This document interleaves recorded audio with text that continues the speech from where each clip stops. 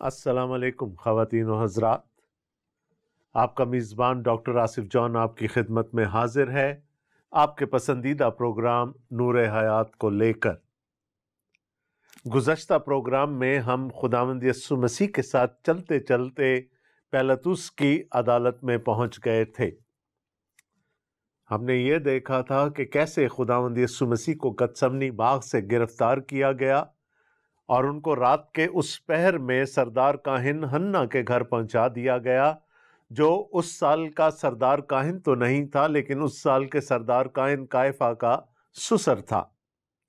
اب چونکہ اس کا اثر و رسوخ بہت تھا تو پہلے خداوند یسوع مسیح کی پیشی اس کے گھر میں ہوئی۔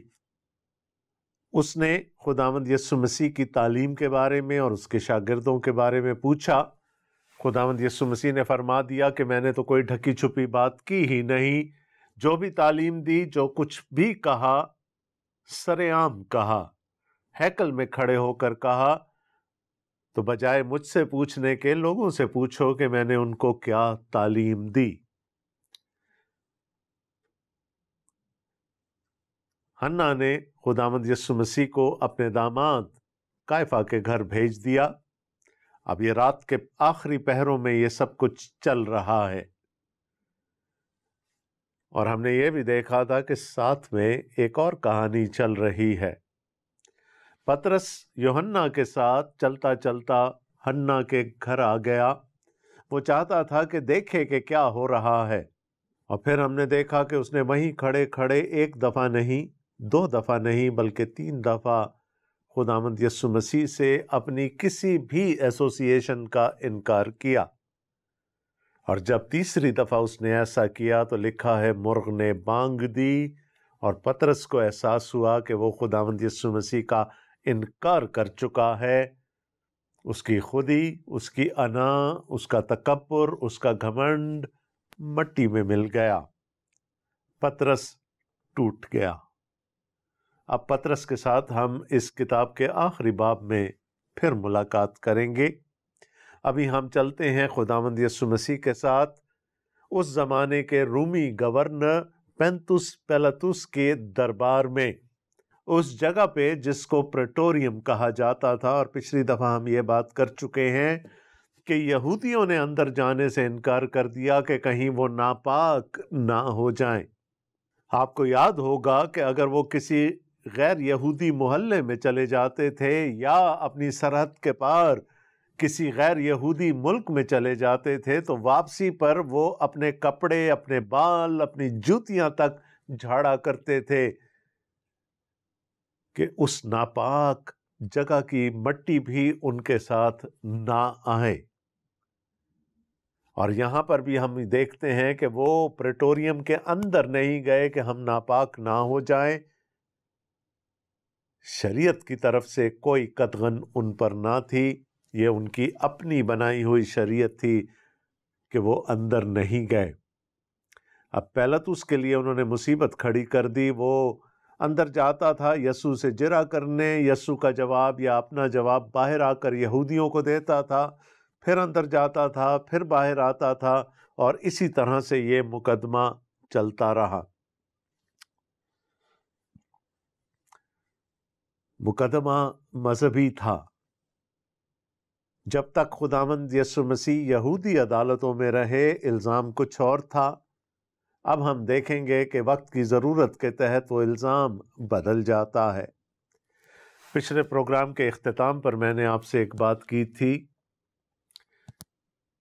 کہ خدا کی بھیجی ہوئی نجات جو یہودیوں کے پاس آئی، انہوں نے اپنے ہاتھوں سے رومیوں کے حوالے کر دی۔ انہوں نے خداوند یسوع مسیح کو رومیوں کے حوالے کر دیا، اور یہ شاید ایک نشان بھی تھا کہ خدا کی نجات اب یہودیوں سے نکل کر غیر قوموں تک پہنچنے والی ہے۔ پیلاطس نے ایک اچھے منصف کی طرح پہلے یہ پوچھنا چاہا کہ اس پر جرم کیا عائد کرتے ہو، فرد جرم کیا ہے، اور انہوں نے کہا کہ یہ بدکار ہے، اگر بدکار نہ ہوتا تو اسے ہم تیرے پاس نہ لے کر آتے۔ یہاں سے ہم اپنی کہانی کو آگے بڑھائیں گے۔ مقدس یوحنا کا انجیلی بیان اس کا 18واں باب اور اس کی 31ویں آیت سے۔ پیلاطس نے ان سے کہا، اسے لے جا کر تم ہی اپنی شریعت کے موافق اس کا فیصلہ کرو۔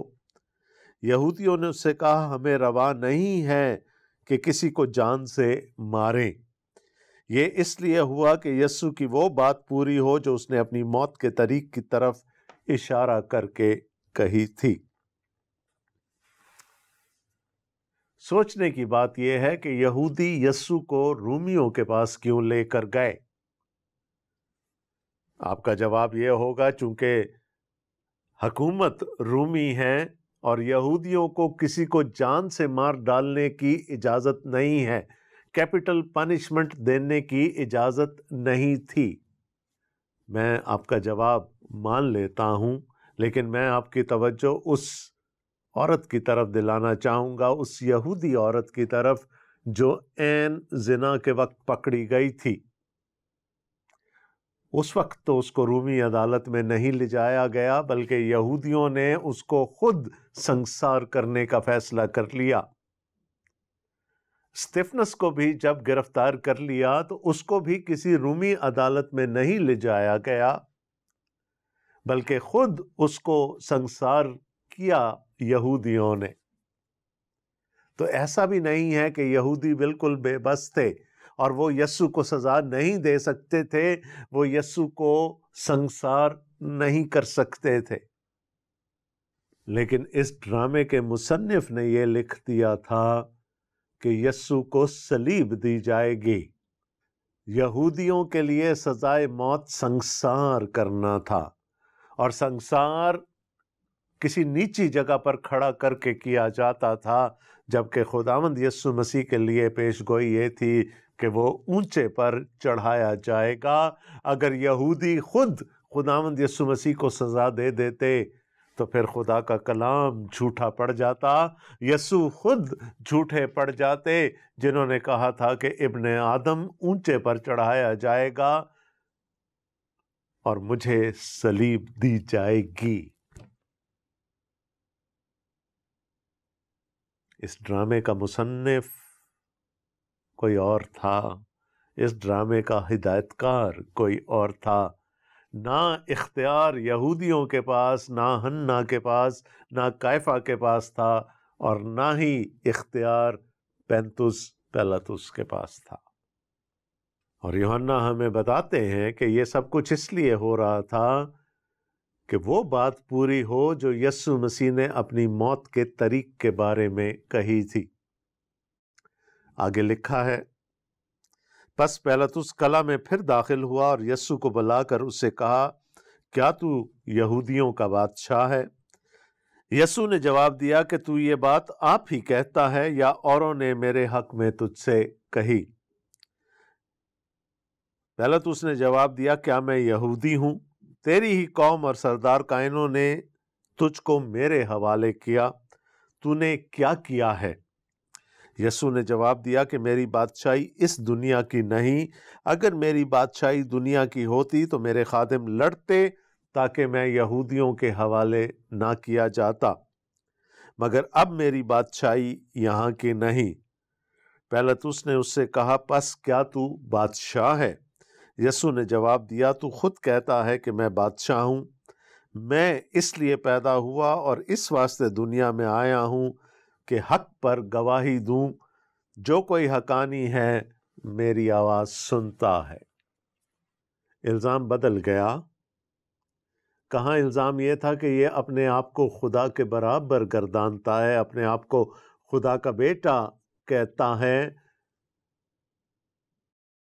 الزام مذہبی تھا، لیکن اب چونکہ عدالت رومی ہے تو الزام کو سیاسی رنگ دینے کی کوشش کی گئی کہ یہ اپنے آپ کو یہودیوں کا بادشاہ کہتا ہے۔ یہودیوں کا بادشاہ کہلوانے کا شوق کسی اور کو تھا، اور وہ شخصیت ہیرودیس تھی۔ ہیرودیس کو یہ شوق تھا کہ وہ یہودیوں کا بادشاہ کہلائے، لیکن یہودی اس کو اپنا بادشاہ نہیں مانتے تھے۔ وہ تو کیسر کو بھی اپنا بادشاہ نہیں مانتے تھے، وہ کہتے تھے کہ ہمارا بادشاہ یہوہ ہے، ہمارا خدا ہے۔ جب یہودیوں نے کہا یہ بدکار ہے، اس نے ہماری شریعت توڑی ہے، تو پیلاطس نے چاہا کہ اس کو واپس یہودیوں کے پاس بھیج دے، اور یہاں پر الزام بدل گیا، اور اس الزام کے بارے میں پیلاطس نے یسوع سے جرا کی کہ کیا تو بادشاہ ہے؟ یسوع نے کہا بادشاہ تو ہوں، لیکن تجھے خوف کرنے کی ضرورت نہیں، کیسر کی بادشاہی کو کوئی خطرہ نہیں، ہیرودیس کی بادشاہی کو کوئی خطرہ نہیں، میری بادشاہی اس دنیا کی نہیں ہے، اگر ہوتی تو میرے شاگرد بغاوت کرتے، وہ کبھی یہ نہ ہونے دیتے کہ میں یہودیوں کے ہاتھ سے پکڑوایا جاؤں، لیکن چونکہ میری بادشاہی یہاں کی نہیں ہے، کہیں اور کی ہے، اس لیے میں بادشاہ تو ہوں، لیکن میں بغاوت کرنے نہیں آیا۔ اور یسوع نے اپنی بابت یہ گواہی دی کہ میں حق پر ہوں، میں صادق ہوں، میں راست باز ہوں، میں حق پر ہوں، اور صرف وہی میری بات سمجھ پائے گا جو حق کی شناسائی رکھتا ہوگا۔ پیلاطس نے اس سے کہا حق کیا ہے؟ یہ کہہ کر وہ یہودیوں کے پاس پھر باہر گیا اور ان سے کہا میں اس کا کچھ جرم نہیں پاتا، مگر تمہارا دستور ہے کہ میں فسح پر تمہاری خاطر ایک آدمی چھوڑ دیا کرتا ہوں، پس کیا تم کو منظور ہے کہ میں تمہاری خاطر یہودیوں کے بادشاہ کو چھوڑ دوں؟ انہوں نے چلا کر پھر کہا کہ اس کو نہیں، بلکہ برابا کو، اور برابا ایک ڈاکو تھا۔ پیلاطس کو یسوع کے گناہ گار ہونے پر شک تھا۔ وہ پھر باہر گیا، اس نے یہودیوں کو کہا کہ میں اس شخص میں کچھ جرم نہیں پاتا۔ بڑی عام سی بات ہے، اس نے جرا کی، اس کو یسوع میں کوئی جرم نظر نہیں آیا، اس نے آ کر یہودیوں کو یہ بتا دیا۔ لیکن یہاں پر ایک اور بڑی عمیق گہرائی ہمیں نظر آتی ہے۔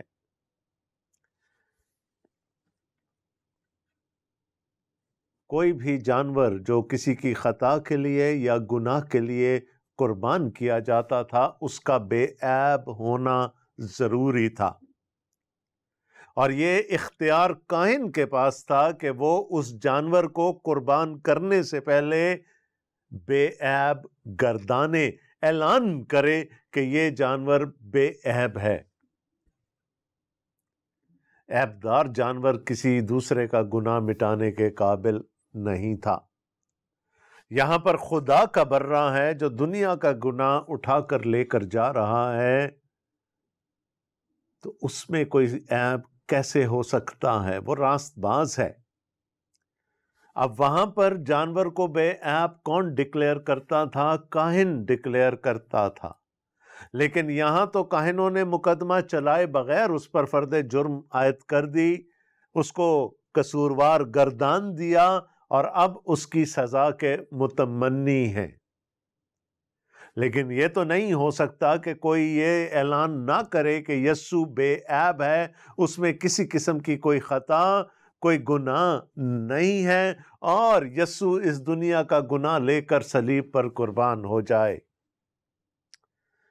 وہ کام جو شریعت نے کاہن کو دیا تھا، یہاں پر پیلاطس ہمیں کرتا ہوا نظر آ رہا ہے۔ اس نے کہا میں اس میں کوئی جرم نہیں پاتا، یہ بے عیب ہے، یہ قربان ہونے کے قابل ہے۔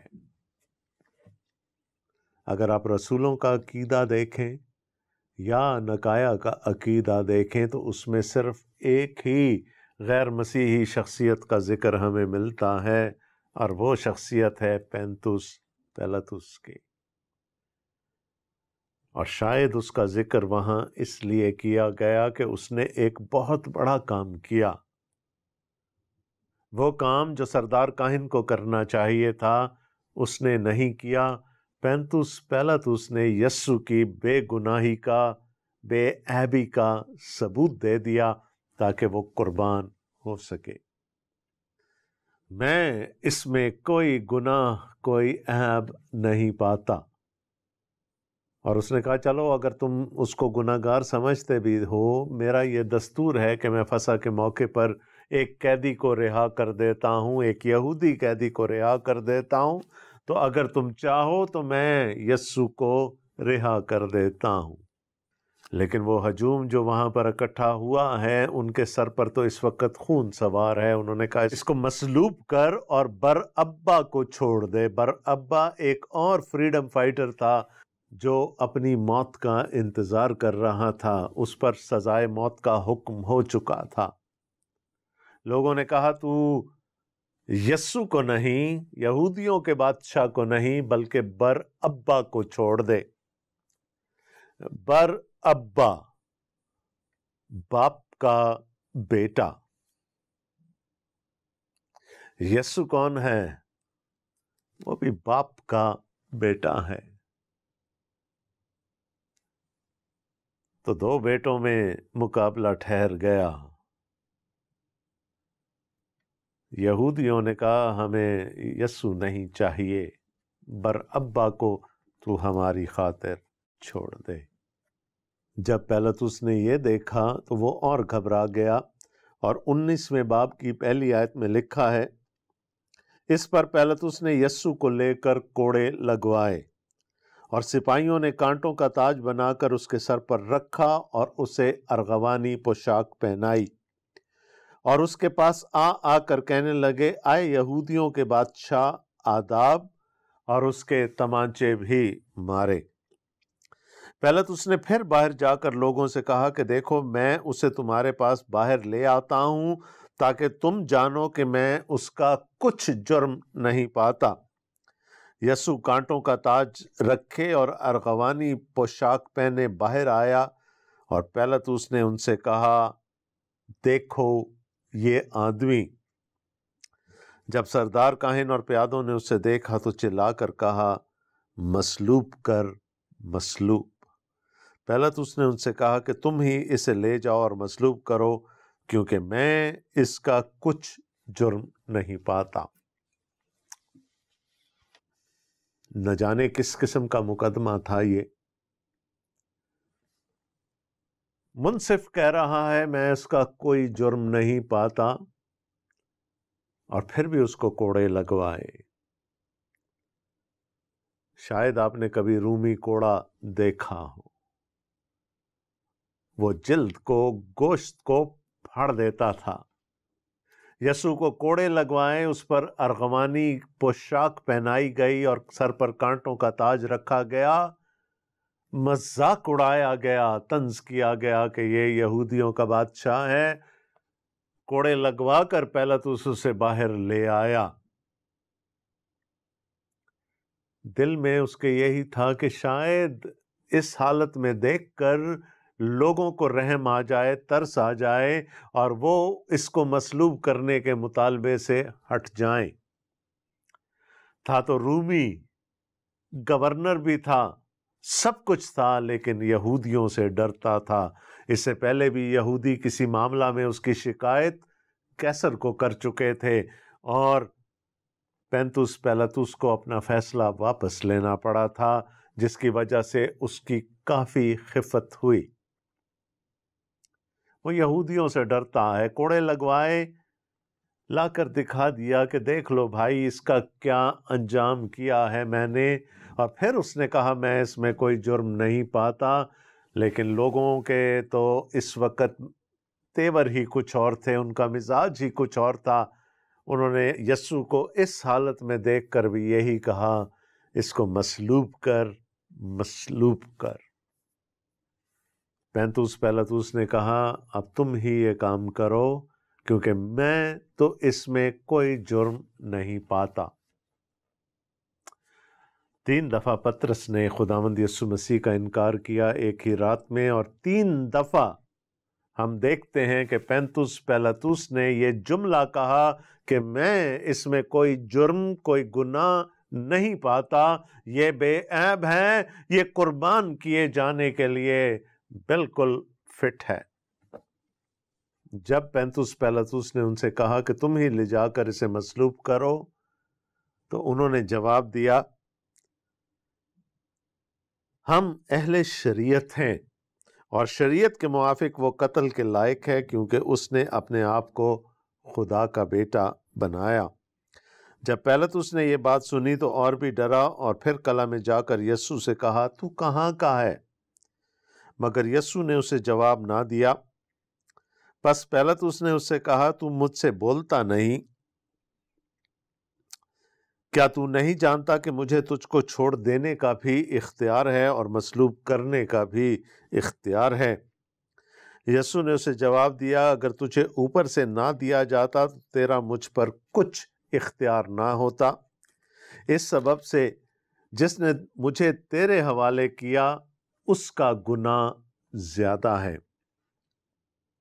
پینتوس پیلاطس نے کہا، تم اس کو صلیب دے دو۔ انہوں نے کہا، ہم شریعت کے مطابق اس کو صلیب نہیں دے سکتے، اگر تو اسے ہمارے حوالے کرے گا تو ہم تو اسے سنسار کر سکتے ہیں، لیکن ہم یہ چاہتے ہیں کہ یہ صلیب پر چڑھایا جائے، اور اس نے ہماری شریعت کو توڑا ہے، یہ اپنے آپ کو خدا کے برابر گردانتا ہے۔ پینتوس پیلاطس اور زیادہ شک میں مبتلا ہو گیا۔ اس نے اندر آ کر یسوع سے پوچھا کہ تو ہی مجھے بتا دے تو کہاں کا ہے، اور یسوع نے خاموشی سادھ لی۔ پینتوس پیلاطس نے یسوع سے کہا کہ تو مجھے جواب کیوں نہیں دیتا؟ کیا تجھے یہ نہیں معلوم کہ میں تجھے چھوڑ بھی سکتا ہوں؟ اختیار ہے میرے پاس، اور میں تجھے مصلوب بھی کروا سکتا ہوں۔ شاید یسوع کے ہونٹوں پر ایک مسکراہٹ آ گئی ہو کہ تو اپنے آپ کو جو سمجھتا ہے سمجھ لے، لیکن مجھ پر تیرا کوئی اختیار نہیں ہے۔ یہ خدا کا منصوبہ ہے، یہ خدا کا لکھا ہوا اسکرپٹ ہے، اور کہانی کو اسی اسکرپٹ کے مطابق آگے چلنا ہے۔ تجھے اگر یہ زوم ہے کہ تیرے پاس اختیار ہے تو بھول جا۔ تو نہ مجھے پکڑوا سکتا ہے، نہ چھوڑ سکتا ہے، نہ مصلوب کروا سکتا ہے۔ یہ لکھا جا چکا ہے کہ میں مصلوب کیا جاؤں گا، تو پھر میں مصلوب ہی ہوں گا۔ کتنا مجبور ہے یہ حکمران، اختیار رکھتے ہوئے اختیار نہیں ہے۔ یسوع نے کہا، تیرا مجھ پر کوئی اختیار نہیں ہے۔ اس کا یہودیوں پر بھی کوئی اختیار نہیں تھا۔ وہ ان کو خوش کرنا چاہتا ہے، وہ ان کو اپنی حمایت میں رکھنا چاہتا ہے، مجبور ہے، جانتا ہے یسوع بے قصور ہے، بے گناہ ہے، چھوڑنا بھی چاہتا ہے، نہیں چھوڑ سکتا۔ 19ویں باب کی 12ویں آیت میں لکھا ہے، اس پر پیلاطس اسے چھوڑ دینے میں کوشش کرنے لگا، مگر یہودیوں نے چلا کر کہا، اگر تو اس کو چھوڑ دیتا ہے تو قیصر کا خیر خواہ نہیں۔ جو کوئی اپنے آپ کو بادشاہ بناتا ہے وہ قیصر کا مخالف ہے۔ ابھی تھوڑی دیر پہلے یہودیوں نے اسے کہا تھا، یہ شخص ہماری شریعت کو توڑتا ہے، یہ اپنے آپ کو خدا کے برابر گردانتا ہے۔ وہ ایک مذہبی الزام تھا، لیکن پیلاطس پر پریشر ڈالنے کے لیے انہوں نے کیا کہا کہ اگر تو اس کو سزا نہیں دے گا تو تو قیصر کا باغی ہوگا، اور وہ پہلے ہی ڈرا ہوا ہے کہ کہیں یہ میری دوبارہ شکایت نہ کر دیں قیصر سے۔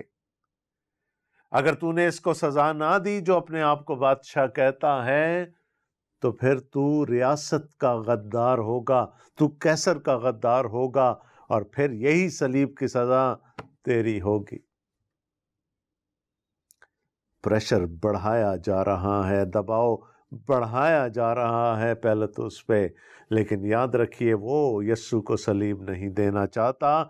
3 بار ڈکلیئر کر چکا ہے کہ یسوع بے گناہ ہے۔ پیلاطس یہ باتیں سن کر یسوع کو باہر لایا اور اس جگہ جو چبوترا اور عبرانی میں گبتہ کہلاتی ہے، تخت عدالت پر بیٹھا۔ یہ فسح کی تیاری کا دن اور 6 گھنٹے کے قریب تھا۔ پھر اس نے یہودیوں سے کہا، دیکھو یہ تمہارا بادشاہ۔ बस वो चिल्लाए कि ले जा, उसे मसलूब कर। पिलातुस ने उनसे कहा, क्या मैं तुम्हारे बादशाह को मसलूब करूं? सरदार काहिनों ने जवाब दिया कि कैसर के सिवा हमारा कोई बादशाह नहीं। कैसे लोग हैं! उन्होंने कभी दिल से कैसर को अपना बादशाह तस्लीम नहीं किया। उन्होंने कभी दिल से रूमी तसल्लुत को तस्लीम नहीं किया था। वो मसीह का इंतजार भी इसीलिए कर रहे थे कि वो आएगा और वो उनको आज़ादी दिलाएगा रूमी तसल्लुत से और दाऊद के तख्त को दोबारा कायम करेगा। वो जान छुड़ाना चाहते हैं, लेकिन यहां पर यस्सु को सलीब दिलवानी है, ये उनके लिए बहुत बड़ी तरजीह है। उन्होंने कहा, हमारा कोई बादशाह नहीं सिवाय कैसर के। वो जो हमेशा से खुदा को अपना बादशाह मानते आए थे, अब इस हद तक गिर गए कि वो कह रहे हैं कि कैसर हमारा बादशाह है, हम तस्लीम करते हैं, वो हमारा बादशाह है, हमारा कोई और बादशाह नहीं, इसको मसलूब कर। कहानी अब इस मोड़ पर आ गई कि मुकदमा जात ख़त्म हो गए। अब आखिरी फैसला सुनाया जाना है। वो आखिरी फैसला जिसने देना है वो इस वक्त बड़े तनाव का शिकार है, असाबी उलझन का शिकार है। वो जानता है कि यस्सु बेगुनाह है। वो ये भी चाहता है कि वो यस्सु को छोड़ दे। उसने कई हीले बहाने इस्तेमाल किए ताकि वो ऐसा कर सके, लेकिन यहूदियों के सरों पर खून सवार है। वो चाहते थे कि मसीह को मसलूब कर दिया जाए, तो फैसला तो यही आना है। अगले प्रोग्राम में हम देखेंगे कि यस्सु मसीह को यूहन्ना के इंजीली बयान के मुताबिक किस तरह से मसलूब किया जाता है और फिर वो कैसे मुर्दों में से जी उठता है। दोस्तों, इस वक्त हमारे राब्ते की तमाम तर तफसीलात आपकी स्क्रीन पर आ रही होंगी। आप फ़ोन कॉल कर सकते हैं, आप हमें ईमेल कर सकते हैं, आप हमें स्काइप या फेसबुक के ज़रिए से हमसे राब्ता कर सकते हैं।